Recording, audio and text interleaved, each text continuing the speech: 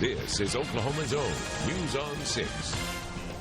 Severe storms, dangerous winds. The lines just went down. It was really fast.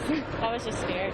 It's just hard as a mom because, I'm stuck at work. We're under tornado warning. Nobody was hurt. The house is just mortal possessions. New at 10, our crews are all over Green Country with the latest on the storm damage. I'm glad we did not have students here today. Clothes were flying across the street. There were shoes going down the street. I just couldn't believe that the wind was able to push over a brick wall like that. And those powerful wind gusts knocked down walls, trees, and power lines all over Green Country today. Tulsa and Wagner counties are two of the hardest hit areas. Here are the latest power outage numbers for you. PSO says just more than 47,000 customers are without power in Tulsa County. At one point this evening, that number topped 70,000. About 11,000 customers are without power in Wagner County. We have live team coverage of the storm damage tonight. Tony Russell is in Muskogee and Annie Chang is in Broken Arrow. But we go first to Marty Casper, who's in Inola in Rogers County tonight. When the storms moved through southern Rogers County, they brought with it very powerful winds, destroying one man's home. For the last 4 years, this has been Michael Snyder's home. At work when the storms hit, he got a phone call that his home didn't make it. It just happened so fast, it was too late. Michael hurried home, turned onto his street, only to have his worst fears realized. And you first see it, what do you think?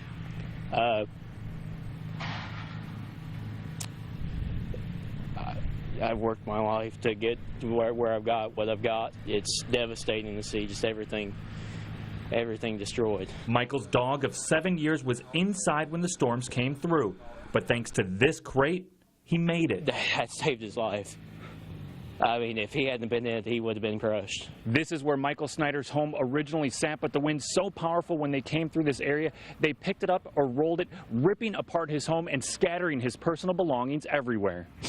I found stuff like this. This is from her funeral. A treasured keepsake from when his mom passed. One of the many things he's grateful to have not lost. There wasn't anybody killed. There wasn't anything killed, and it could have been a lot worse. He's left sifting through what's left of his belongings, trying to salvage what he can with the help of friends and family. No better people I've ever met in my life, so people that are willing to drop what they're doing and come out and help you. Now, sadly and unfortunately, Snyder's home is a total loss. If you would like to reach out and help, you can head to our website, newson6.com, for more information. In Rogers County, Marty Casper, News on 6. Today's storms hammered Muskogee, from down power lines trapping people in their cars to winds shearing off the roofs of several buildings. News on 6 reporter Tony Russell is live in Muskogee with the latest on that damage. Tony? A lot of that damage still remains. The roof from this realtor's office at York in the Shawnee bypass still off. I'm told they got it tarped off right now. Crews inside working to kind of get some of the moisture all swept up and mopped up so none of that becomes mold. The next big challenge to get those 10,000 customers in Muskogee back online. Every fire station in Muskogee answered the call when storms blew through town. The Hobby Lobby off the Shawnee bypass lost a chunk of its roof. No injuries were reported, and crews quickly worked to clean up the damage. A much scarier situation unfolded on East Hancock when high-voltage power lines fell on 2 drivers and their families. The lines just went down. It was really fast. I was just scared. When crews got the lines de-energized, firefighters came to the rescue. We stood back and we managed to get phone numbers for everybody. We managed to get everybody called that were in the vehicles down there and told them not to get out of their vehicles. Sparks were flying, so we just got there and we've just been waiting. What's it like to finally get out? It feels really good. Really good. Utility crews will be working around the clock to get the power back on and roads reopened. The Muskogee Police Department is sending out these 2 messages. If you see barricades like this or power lines on the ground, don't even think about crossing them. If you go into some of the intersections where they don't have any power restored to the traffic signals, treat it as a 4-way stop. Reporting live in Muskogee, Tony Russell, News on 6.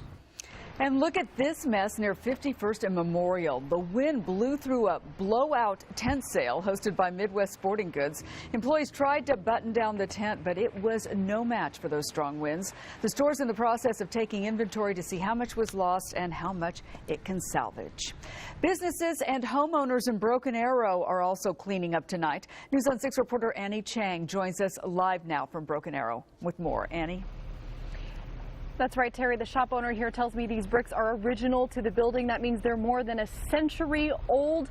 But today they were no match for the Oklahoma winds. Hundreds of bricks, likely as old as Broken Arrow itself, came toppling down from Spokehouse bicycles in the Rose District. I just couldn't believe that the wind was able to push over a brick wall like that. You know, I saw all the damage on the way over here, the trees and stuff. Some trees were down, limbs down. But we see that all the time out here. But, you know, the brick wall. Shop owner Zach Poff says none of his bikes were damaged, just some items in storage that got rained on because of the roof leaks. But this customer's car was parked in the wrong place at the wrong time. And just a few blocks away, this is about as bad as it got in the Broken Arrow neighborhoods. Heavy winds uprooted this huge tree, damaging this family's yard and sidewalk. Here we found Red La Riviere looking at the damage in her neighborhood. We saw lots of crazy wind, you know, a lot of we actually saw branches and big leaves and stuff just all flying down the road. Tree limbs littered yards all across Broken Arrow. Several heavy branches landed right on top of this home's garage, piercing the roof. Red says she can't remember the last time she felt wind like this. I went out in it and I actually almost got blown away. I almost got blown down the street. As Spokehouse bicycles will stay open during regular business hours. You can see here behind me, the employees did lay down some tarps to prevent more leaks. Reporting live in downtown Broken Arrow, I'm Annie Chang, News on 6. In Jenks, 3 children were home with a family member when lightning struck their house. Now, this is what the home looked like before firefighters arrived. It is literally filled with flames. Firefighters say the strong winds made the fire almost impossible to fight, and they spent most of their time trying to keep the fire from spreading to other homes. Homeowner Shauna Norris says her children are safe and friends and neighbors are already offering to help the family. We lived in this house for, 12 years, so we have lots of people in the neighborhood that's come already by, but everyone's offering to, help in some way. Nora says her mother-in-law was treated for smoke inhalation, but is expected to be just fine. Osage Sky News 6 HD found more storm damage. Take a look. This is Central Church of the Nazarene near 81st and Sheridan in Tulsa. There appears to be some damage to the roof of the church. They already had cherry pickers out to start making repairs within a couple of hours of the storms blowing through the area.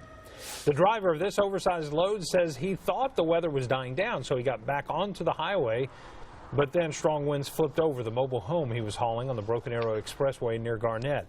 About 3 hours later, we sent Osage Sky News 6 HD back to check on it, and they had most of the debris cleaned up. No one was hurt, but traffic was really slowed down for several hours. The wind knocked a semi-truck over, blocking all of the lanes of traffic on I-44 eastbound near Sapulpa.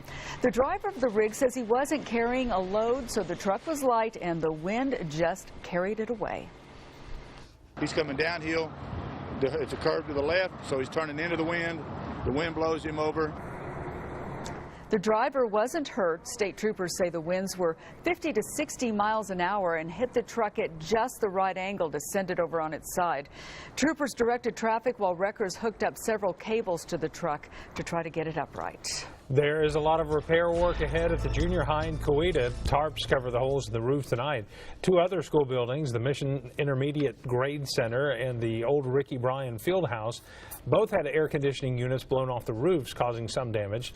Superintendent Jeff Holmes says between all the buildings, they're looking at several $100,000 worth of damage.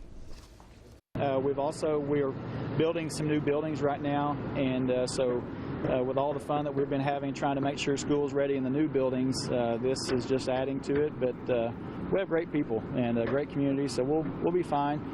Holmes says everything will be ready for students to go back to school as planned on August 11th. A school building in Glenpool is also damaged. The superintendent tells News on 6 3 people were inside the building when the storm hit and had to find a safe place to ride out the storm.